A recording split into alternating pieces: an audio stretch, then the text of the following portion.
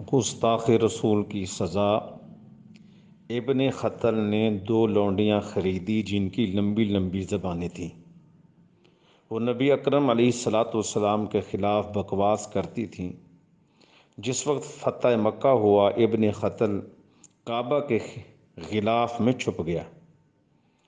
صحابہ علیہم رضوان نے عرض کی کہ یا رسول اللہ صلی اللہ علیہ وسلم، ابن خطل تو غلاف کعبہ میں چھپا ہوا ہے،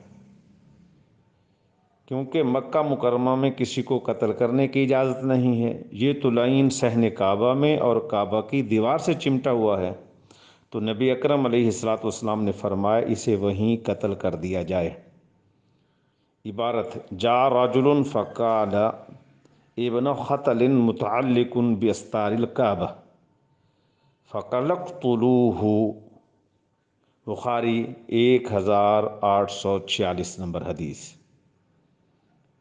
ابن خطل کو قتل کرنے والے ابو برزہ اسلمی رضی اللہ تعالی عنہ ہیں، اور بعض اہل علم نے بتایا ہے کہ یہ حضرت زبیر رضی اللہ تعالی عنہ نے اس لعین کو قتل کیا۔